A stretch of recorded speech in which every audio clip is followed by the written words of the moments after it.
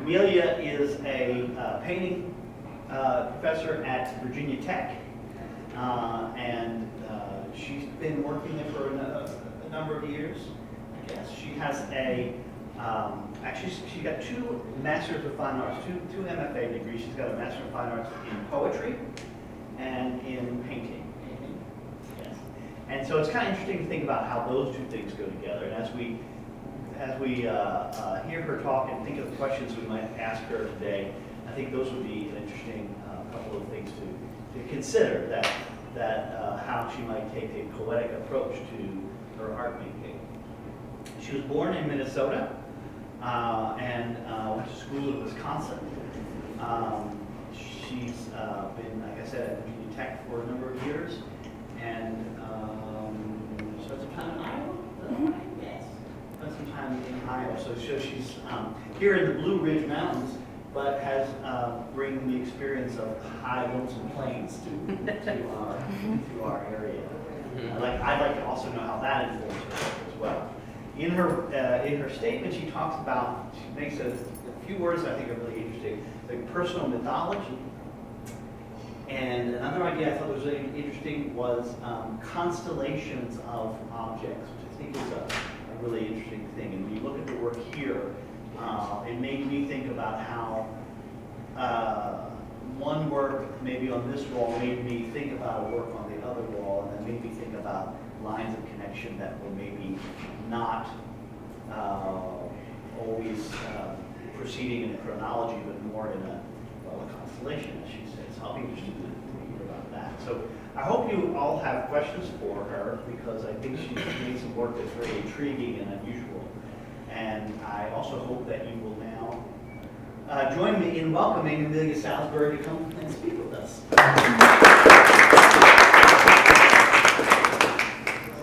Thank you for inviting me and for being curious about the work. So yeah, I started my creative practice as a poet and a creative writer. Can you hear me okay? Am I speaking loud enough? So I started my, thank you, just let me know if I need to. I started my practice as a creative writer and a poet, and I always wrote, but I always also was making little things at home and making drawings and paintings and objects. But in my graduate degree, I was writing, and I realized I really missed sort of being active and holding materials, and I missed the kind of instantaneousness of seeing something and being able to read it all at once, and then continuing to be able to read it over time. It was a different sort of reward than encountering a poem or a piece of fiction and not having that instantaneous relationship to it, but having to have it unfold in time. And so I missed the directness, or I was interested in the directness of coming to the object or coming to an image all at once. So Amanda in the audience, we were sitting together before I began speaking, and she said, "What is your inspiration?" And I thought, oh, that is silly. That is something I didn't even put in my notes, sort of something maybe I forgot to even think about, because I let it get too complicated in my head. But I would say my inspiration comes from just day-to-day experiences and a sort of attention paying to the materials around me and the relationships around me, and different stories that I hear throughout the day. So it's mostly the little things, the little textures of the days that inform my work. So I think of myself as a painter, even though most of these things are objects or drawings or tapestry-like. And I guess I think of myself in that lineage mostly because it's the lineage that I studied or that I'm most familiar with when I look back through art history and take an interest in. And I do still use paint and make paintings, but many of these, while not painting, respond in my head to some kind of relationship to that canon or paintings canon. But I work in objects and a lot of found materials and ready-made materials, sculpture, drawing and painting, and even screen-based work or video. And my themes usually move about gender and family and intimacy, and often portray a kind of domestic space or domestic language with the interest in craft and the relationships between storytelling and craft. So for example, this drawing over here I made in the last year, and it's a family tree of my paternal family. And when I was growing up, my grandma, I spent a lot of time at my grandma's house, and they'd always be eating at the table, and some relative would say, "Your grandmother was born right here on the kitchen table." And I was always like, where was I? Like, you know, that confusion as a child of not sort of recognizing time, and also just sort of being curious about that experience. I heard it from many relatives, but I never heard my great-grandmother speak of it, and I thought, wow, what an intense and beautiful and scary experience, and how special to have this house that a family has lived in for over 100 years and had many relatives born right here on the kitchen table. And so many of my first paintings that I was making more seriously when I decided I wanted to become a painter were about my curiosities around that experience. And so this family tree starts with that story. And I contacted everyone in my family that I could, and I asked them to share with me their birth story if they knew it, or their story of giving birth if they knew it. So it was a correspondence with mostly women, but my uncle, some of my uncles and male cousins also participated. And I tried to be true to their exact text, not to alter it to be my own too much. And so an interest here, but also underlying many of my other works, is about a sort of female experience that is sort of not always shared, or shared through, for instance, in this drawing, it's often a kind of comical language. I asked my uncle told a story. He said that his dad and the doctor were watching the Indy 500, and my grandma was in labor getting ready to give birth to him, and she said, "The baby is coming," and the doctor said, "Nah, it's not time yet." And the doctor and my grandfather were drinking together, and my grandma said, "The baby is coming," and the doctor said, "Nah, it's not ready yet." And my grandma said, "The baby is here," and I popped out, and there's a humor to that story and a kind of joy, but I also think, oh my, how scary that must have been to be sort of ignored in that sort of sacred and special moment. And so I was interested in the disjunction between the way the story was sort of joyfully remembered and a curiosity around sort of that anticipation, that sort of, I guess, loneliness or fear maybe felt in that moment. So there was many stories like that as I collected them. So familial storytelling is a large part of the work. And then Jerry mentioned I was interested in sort of personal mythologies, and I would say many of the figurative works, so these collages, referenced kind of diaristically, or like a diary, experiences and environments I was inhabiting. but they're not photographs and they're not drawn or painted realistically. And so the mythology, I think, comes from that alchemy of materials and what is sort of invented or what replaces what would instead be a photograph or a direct echo. And I was interested in the sort of blur between a fictive document and a diaristic document, and the kind of inability to parse those things out myself once I looked back at the images. And in the making of everything, in the making of everything, there's this sort of vision or anticipation of what you're making, and then there's the thing that arrives. And I'm interested in the distance between those two things and what you learn about what you thought you were making or what you thought you were thinking, and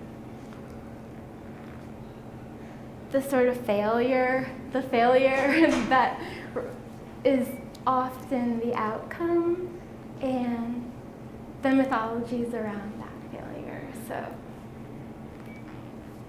that encompasses a lot of this subject matter. Jerry also spoke of this element of constellation, and I think that comes from a sense of sort of wanting the whole room to be the piece. I really like to make sort of environments, and in my current house, I just make marks on the surfaces around me. I have text cut into my shower curtain and images and text drawn on the table. And I'm interested in that kind of enclosure, or the experience of not only looking but being kind of surrounded by the work and a part of it, a sort of performer in it as the viewer. And I'm also relating back to that sense of failure. I'm interested in the way no one piece can sort of tell a complete story or hold sort of everything I was trying to embed in it alone. And so I think of the constellations as a sort of permission for things to remain fragments, things to remain sort of incomplete, and things to remain open to possibility of dialogue with other pieces. And as a poet or as an aspiring poet and a reader of poetry, I like the way in book-length projects that same kind of dialogue occurs, where you read one poem and you're not quite sure what its context is, and as the book unravels, each poem gives you more information about another. And so I think of the work, my pieces that way too, that they're kind of interchangeable, and two things are put together, they might have a different meaning than when seen apart. So, Can I interject something? Yeah. Because I think you just referenced a thing that's really, I think, fascinating, and I think that I don't want to let it get away. It started when you talked about making things, especially making things collage, and how there's a triangular relationship between what you're trying to do, how it actually happens, and then therefore what's missing. So the thing that the goal you have, the outcome of trying to reach that goal, but then there's that other piece, the part that you couldn't quite say. And so then it sounds like the constellation idea and the reference to the different poems within a volume are that each poem imperfectly leaves something out, but maybe 7 poems, all the things that are left out of each one becomes like its own little essence of being or thing, right? Like, you know, tangible. Yeah.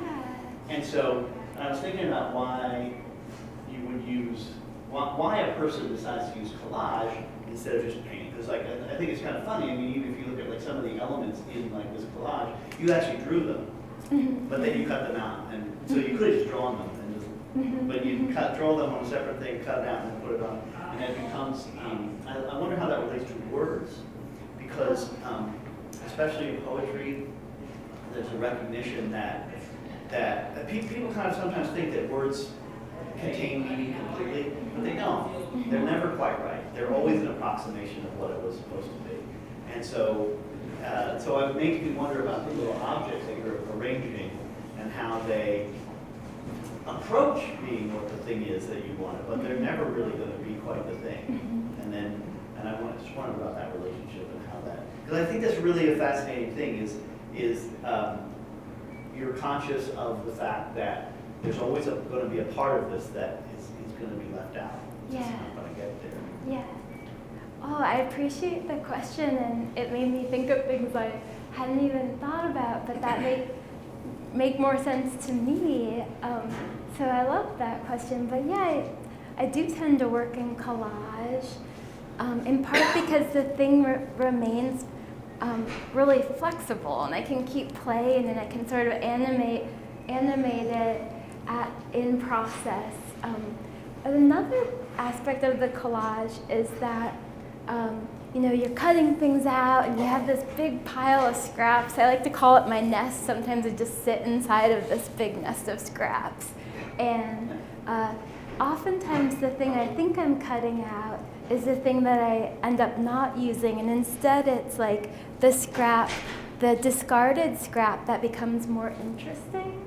And so that, I think that's also part of that triangulation, is the thing that you're going for you never quite get, and you end up with this other material or this other final thing that wasn't necessarily my intention, but becomes somehow more appropriate.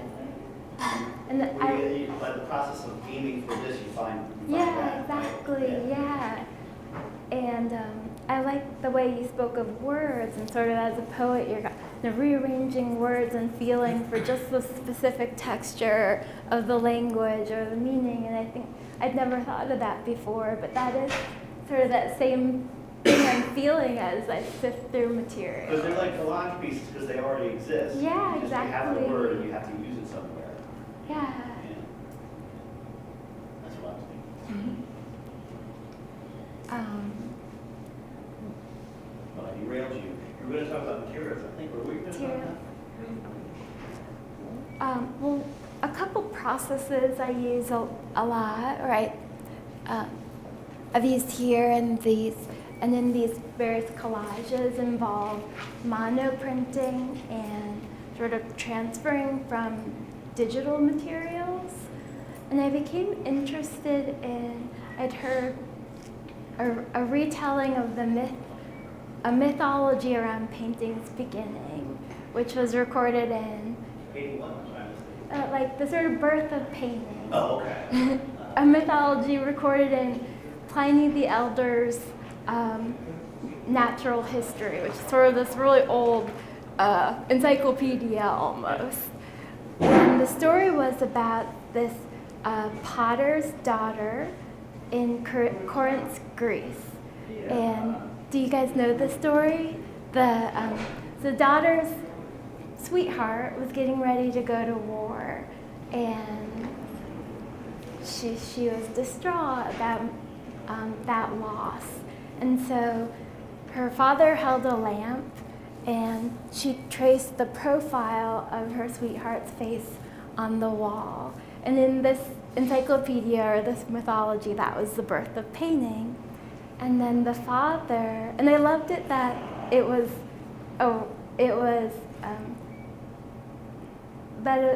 given to the daughter, that the daughter was the person who made this motion and not the father. And then the father filled in the space with clay, filled in the face profile with clay, and that was the birth of sculpture.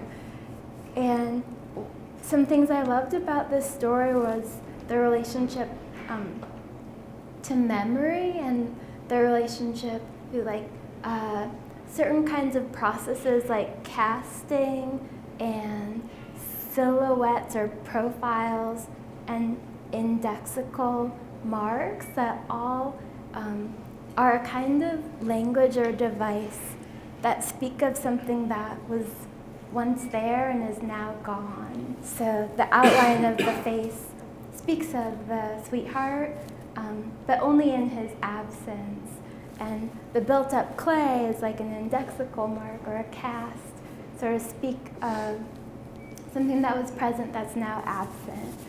And I often think of the work as regarding memory, and so I became really interested in those particular devices. And so the faces in the collages and these bodies are like little drawings on clay tablets that then are like printed with as wet while they're wet to create those monoprints essentially.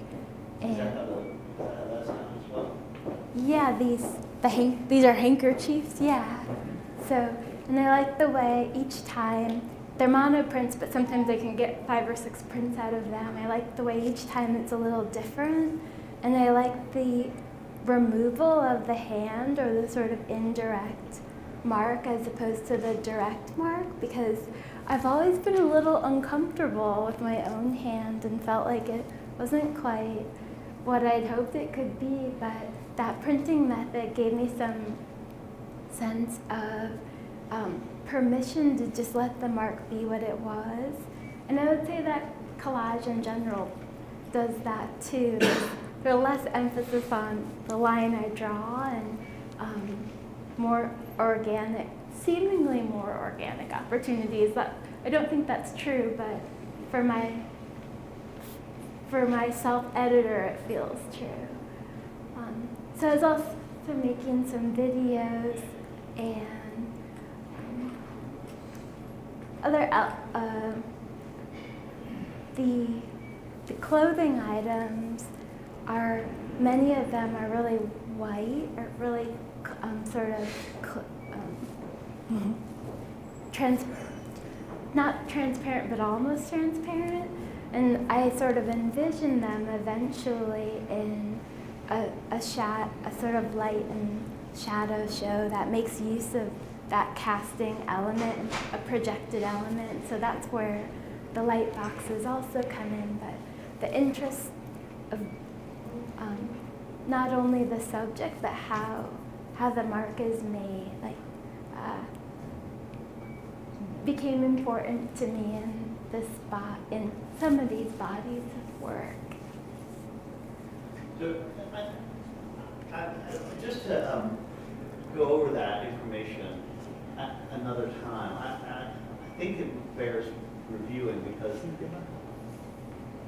what I think you're talking about is that one of your interests is not just in an image you made, but how the way the image is made, or the way it shows itself, is content. That is content. Yeah, that's so exactly. So often we think that content is the depiction, Mm-hmm. but we don't always pay attention to the fact that the way it is become manifest is part of the content. So like, you have those faces. You make the face and you ink it, but it makes the picture. You don't make the picture. It made the picture. You did what you could, but then part of the thing is that it makes the impression.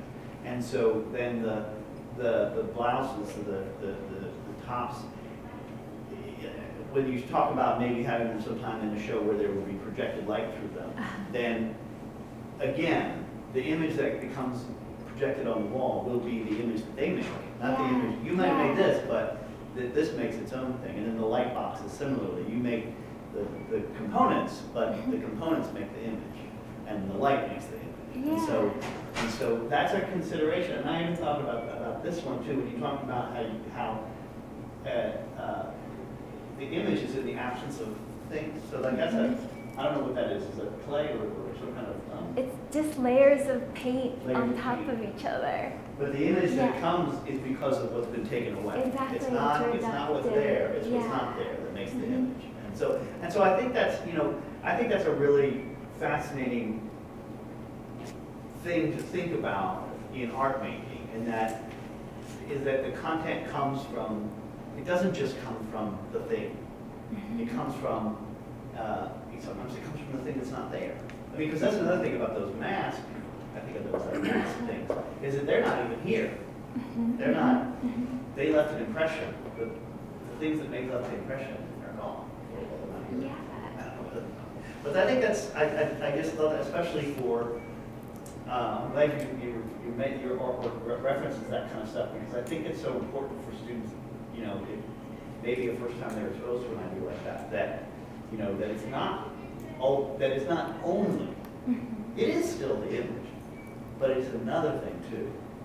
And sometimes that other thing has to do with how it's made. So when you look at art, I mean, you want to think about what you're seeing, but then you also want to think about how what you're seeing came to be. I think that's cool. That's very cool. All right. Yeah, thank you so much for reiterating it. I think your iteration Well, is maybe more on target than mine, but I'm so glad you said that, because that is, I think, one of my curiosities is, where does form and content collapse? And since I can't always make the thing I want to make, in terms of a certain skill or facility, I tend to also, or compensate by being interested in, like, well, how does the way I make the thing communicate as much as or more than the thing itself, the idea itself? And I first sort of responded to that possibility in Eva Hesse's work. I had never been introduced to her, and she's a painter and a drawer, but also a sculptor, and she made these just abstract latex indexical objects that were just sort of these indexicals, so sort of like if a bear scratches a tree, the mark it leaves is the indexical mark. And there was no subject in the surface, or there was no representation, but I just became interested in the way in which the process communicated about absence, and that was sort of the moment that kind of exploration took off for me. Eva Hesse, she's on that list. If you ever take another class of mine, you could research her. She's on the research list. Haven't had anybody research her in a long time. That'd be good. Yeah, she's very, her work is very cool. Another interest relating back to this family tree was an interest in handicraft as a kind of private communication, and now, but also especially when I think of my grandmothers, I think of how many stories they held and didn't tell, and they both sewed a lot. They made tablecloths and quilts and cross stitches and all different kinds of things, and I had an interest in that, like, quiet meditative act of sewing as a kind of diary keeping or personal coding. You sit and you have these things in your mind or in your heart that you're not necessarily given permission to share or even to think about out loud. And so I was interested in that space, the space of a kind of colloquial craft or women's work or men's work, and its relationship to, like, code almost. It's kind of private language, and how with each stitch they're kind of embedding a piece of themselves in the piece, the viewer not ever really coming to know that. So I guess that's where an interest in sort of sewing language comes in, and then I was like, I'm going to be a fashion designer. I'm not a poet, I'm not a painter, so my next thing is fashion design. So I had all these ideas. I thought, okay, then I made this, I almost wore it today, this simple skirt, and it was so hard. It took half the summer, you know, and I watched all these YouTubes, and I realized just to learn how to tailor, and it's too much to learn. I already have too much on my plate. So I said I'll just make the clothes, but they don't have to be wearable. They just have to be a kind of prototype for clothes that could possibly be worn. And I wanted them to be sort of in between the space of clothing and painting, or clothing and drawing. So that's what some of these different objects here are, the shirts. And at the time I was pressing those flowers, the flowers in the shirts, when Jerry asked about what the title of the show would be. And the time I was also thinking, like, how often I just wish I could press pause. I wish I could press pause for everything else so that I could secretly have the time to catch up and search out all the answers and prepare myself, or else just press pause because it was too much, and I wanted time to slow down, either because it was so good or so hard. And so that was the impulse behind the press pause. But I was also thinking about the materials I was using, pressed flowers. And I was thinking about, like, the boxes, the light boxes, I think echo like our computer screens, our television screens in some sense, but they're much stiller. My interest in the light itself was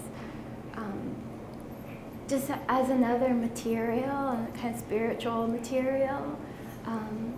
And so I was just thinking about the relationships we have to the screen, and games as a kind of, I don't play video games, but culturally we do, and the computer as a kind of mechanism we use to, like, press pause and press start and navigate in our lives. So I was interested in that phenomena, but wanted to return it to a more still object. I love the more I thought about that phrase, I really liked it, because it had so many possible ways. Because you just said about pressing flowers, and so part of it is it's also like it's like a two-step process for that, for pressing flowers. But also, you know, you referenced something about intimacy before. It's just like 2 steps, press and then pause. You know, and that seems really filled with kind of resonant imagery and thought. And so I think I thought it was wonderful. And then to know that you had studied poetry made me realize that choosing words was very important to you. So good job. Thank you. Thank you. And I love the fact that you made the hangers. Yeah. You made the clothes, and then you made the hangers. And why? Well, because I wanted the world that the clothes existed in to be completely made. And there is a kind of closet, not closet exactly, but environment in the works for those to exist in. Right, so they need some, it needs to be all apart, right? Yeah. And I would like to eventually perform a kind of faux boutique where I have this shop of these clothes that has a digital component, like people can enter the shop online, and has a physical component in the exhibition space. Reminds me a little bit of Michel Gondry, you know? Yeah, I'm very inspired by him, the filmmaker, film director. Yeah. I love his handling of materials. Yeah. And his kind of blur in his films. There's this blur between what's fictive and what's real, and materials play a big part. Like in one, this guy wears a frying pan on his head as a hat the whole time. I think this movie about all the videos in this video shop get erased, so they refilm all of the videos using these kind of props, like cardboard cars. Be kind, rewind. Yeah. Thank you. Yeah, be kind and rewind. He's wearing. I'm sorry. He's wearing this crazy suit. It doesn't make any sense. It's like a camouflage, and he's like, "Why are you wearing that?" But then when the police come, he happens to be like climbing the fence, and it just like matches up perfectly. And he just. Yeah. You know, some local filmmakers have done a take on Be Kind, Rewind, and have made sweeted films. Sweeted film. Yeah. And they've had a couple of sweeted film festivals here that they're pretty popular. A lot of local people are in them, but they love that whole concept of making do, like using a kid's pool where somebody's supposed to jump off into a swimming pool, but no, it's just a little kid's pool. So, you know. Yeah, sweeted. Yeah. But that's I shouldn't go ahead. Oh no, that's okay. I'm honored that you thought that you could. No, I see it in here. Association. I see it in the way those things seem to move around. Little objects seem to move around in there too. I love how you use the word make do, and I think that aesthetic, I really relate to and respond to that aesthetic a lot. I used to feel very guilty about a habit of collecting, which some people might call hoarding,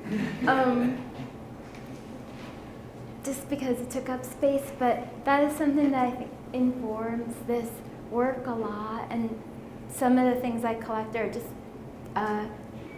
sort of residue of daily consumption. So I have saved all of my used coffee filters from the past year, and I'm in the process of I've sort of recorded like a diary each day, what happens on the coffee filter, and I'm in the process of making a dress out of those.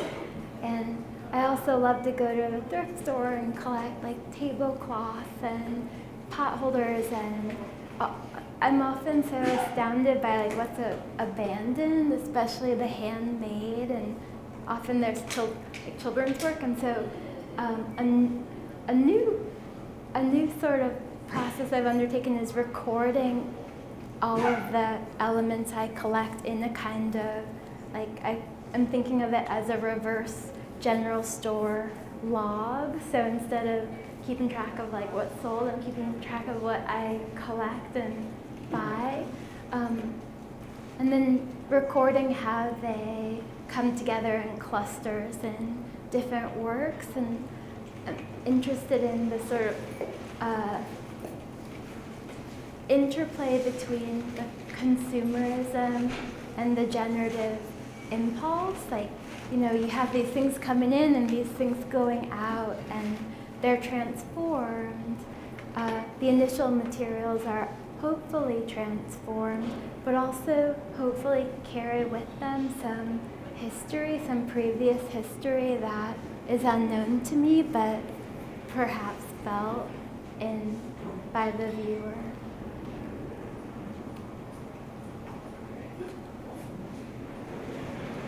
Well, let's try to get some questions. Does anybody have questions? I think this work provokes questions. I think it's curious.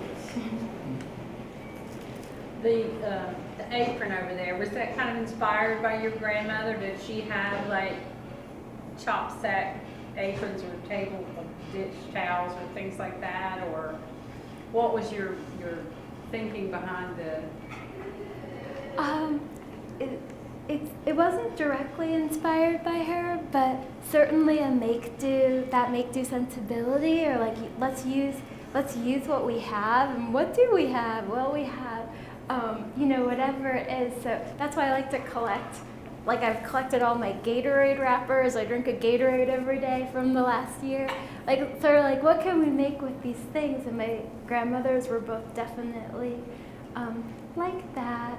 But I guess in this case, it was more like an imagining of what kind of world is it where our clothes are made from reused objects in this world in part, but also wondering where we're going to be in 10 years and what, I don't know, just kind of wondering about resources and materials, and also just like admiring the beauty in the packaging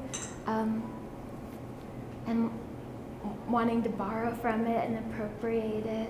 I think these, just to jump back to these for a minute, these actually started as sketches for larger paintings that did include paint. So both of these are sort of retranscribed as 4x4 paintings. And I really like working with the figure, but I find that when I'm trying to make that figure, I'm always stopped and I'm always self-editing and I'm thinking, oh, this isn't quite the right language that I want to use. This isn't quite the right thing I'm trying to express, which is a bad habit. Like, I'm working my way out of it. But I think the clothes, on a second sort of use of the clothes for me is as a prop, sort of like, well, if this is what the figure wears, what language do I use to actually remake the figure in a drawing or a painting? And so, so that making the clothing helps you understand the figure that would wear it. Yeah, Did exactly. you make the clothing first? Oh, Yeah. That's cool. That's weird. And they started as, this summer I was trying to make some larger figurative drawings and I was just really stuck, and so I said, okay, I'm just gonna make their props and their clothes, and once I have a sort of cluster of these things, I'm gonna return and like limit myself just to the paper, the canvas, to understand what these figures might look like. That's really interesting. That's a really interesting way to approach that. So you start with the, yeah, that's cool. We'll see how it works. I mean, I know that a lot of writers will take that approach of having an object that their character would use and things like that, but I'd not really thought about applying that to art. Oh, yeah. Like, one of my favorite authors is Pierce Anthony, and he writes all kinds of sci-fi and fantasy and everything. But he always has author's notes at the end of all his books, and he talks about how when he gets stuck for an idea, then he'll incorporate something he's got. Like, he bought a new watch, and he was stuck, and he was writing about death as a character, and so he incorporated the watch into the character, and then it actually becomes part of the character's personality. And it all started because he was stuck and he was looking at all the functions of all the buttons on his watch. But I never thought about applying that to art. It's a really cool concept. Thanks.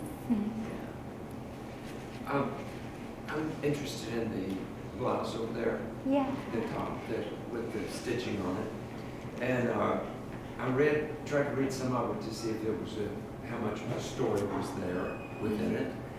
And did the blouse come first, or the idea for the writing on it, or which way did it morph? I think it all happened in one night. Okay. And I think I made the shirt, and then I tend to work on all the different things at once, and my studio is a complete mess, and I get real antsy and I put one thing aside and work on another, and I'm often writing. My sketchbook practice is often more writing based than like image based. And I think I just wrote that. I was thinking, I'm gonna write somebody a letter. And then I thought, oh, maybe this belongs on the garment. And I just painted it on. And then over a couple months would sew on it each day. But I'm glad you asked that question, because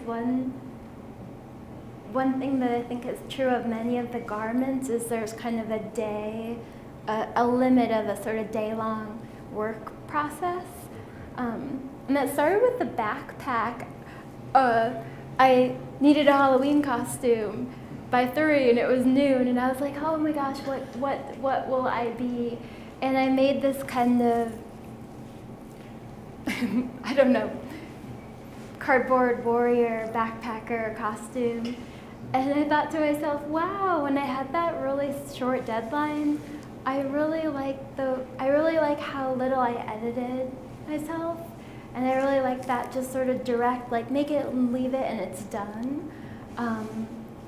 And so I kind of give myself that restraint for most of the garments. Like today, this is finished at the end of the day, no matter what. The sewing took longer, the stitching.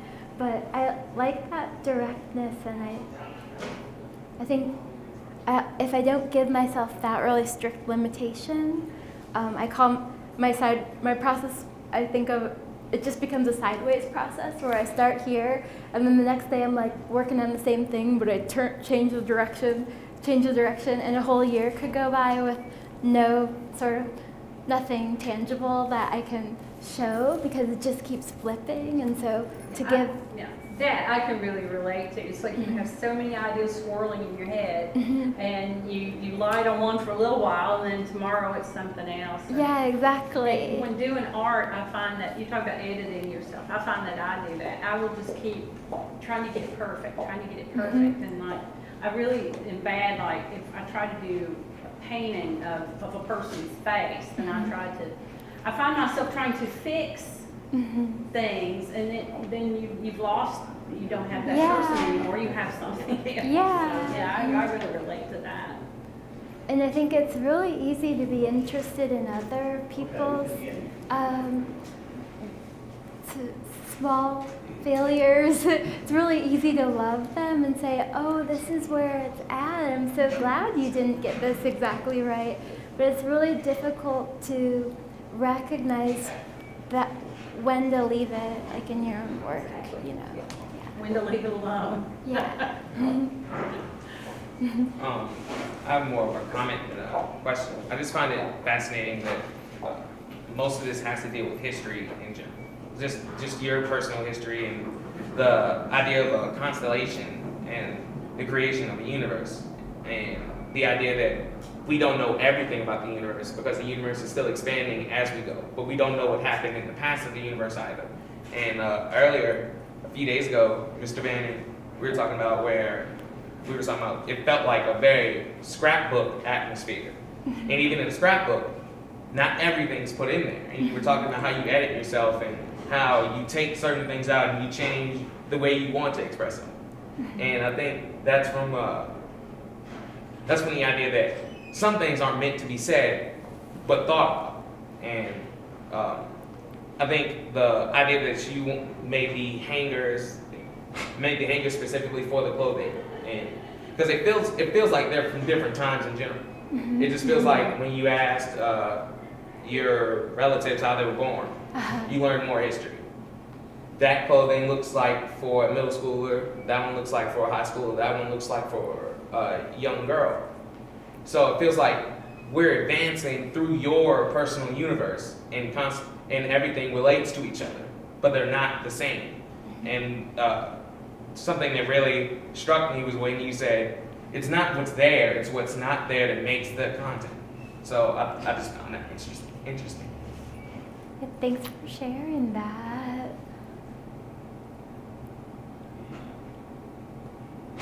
I think along those lines, or related to that, for me it's also like an interest in not knowing, in like an interest in what I don't know, and an awareness of like the enormous weight of what I don't know, even about myself or about the world. You know, that sort of huge like thing we all don't understand. We all kind of put on a face, I got this, but in the background we're like, where am I? What planet am I on? You know, so that. But also, I think everyone shares this desire that when we approach a work, we see something about the maker, but we also find something we relate to in it ourselves, or we can see a way in which it speaks about something larger than the maker. I think that's a challenge when your work when my work is so personal, but I think that's always in the background, and that it hopefully in the context of things like gender and family and intimacy, we all experience these boundaries and labels and perceptions, and so I guess it's always my hope that it's not, the work isn't so narrow that it is only about me. Oh, like it was so much more than you. That's the thing I was trying to say. It's personal, but it made us think like, I never thought about which ways my cousins or other family members were born. I never had the idea to enforce my personal stuff, so much personality of myself into my work, to the point where it's, oh, that's specifically from this person or so and so, or inspired by a specific person in my life, and those specific experiences that I've had that make us all different, but make us all similar because we've had similar experiences. Exactly. Yeah. I wasn't countering. I was just saying, building on, or adding to, or agreeing with. Yeah. But that's funny, because then how much of the missing stuff is shared? Mm-hmm. So like, that's actually could be the thing that's shared. Like here's something that makes me different from you, but then actually the thing that's missing from both is the thing that is the same. So this thing is shared. That's a cool one. It's like that poem thing you were talking about. You bring 7 different, when you said the 7 different poems you bring together, and it makes something new from the information they didn't have. From each thing missing. Yeah. Mm-hmm. Yeah. Great. And as you spoke of the universe, and earlier when you spoke of constellations, I mean, I love what you just said about, and what absences do we also share? So constellations, we all share these indexes, these stars that reference a scorpion or Orion or a warrior, but the absences, the lines that connect them, or how we imagine them, like to each their own. So I like listening to both of you speak. Right, and you could draw different lines and connect parts of Orion to parts of the other parts of Great. Well, I think this is just such a thoughtful installation. I really hope people spent time with it, because unfortunately now, after today, it's going to be taken down. But I hope that you did spend time with it and looked at it, because I think that all that all this information requires time. It requires time spent, which is one of the problems so often with people who want to understand art quickly. They want to glance at it, and they think they're going to sort of achieve understanding by glancing at the thing. And this is just such a perfect example of why you really aren't going to understand it until you start to recognize that a lot of the meaning comes from what's not there. So how are you going to see that quickly in a glance? You're not going to see that quickly in a glance. You're only going to see that by taking time. In something. And when you started this, you talked about how images are different from poems or writing, because writing unfolds across time and film too. You know, the filmmaker can reveal things to you as they want to, but the picture maker or the visual artist has to give you everything all at once, but then has to try to manipulate how you see. That's something that's very fascinating to me. The visual artist, all the information is out there, but one of the great artistic abilities is to make you not notice things except over time. You don't notice, it's all there, it's all visible, but somehow make it something that unfolds slowly. I think that's a real gift. I think that's pretty interesting. I think it's wonderful how it's shown here. Love this show. Thank you. Thank you so much for coming.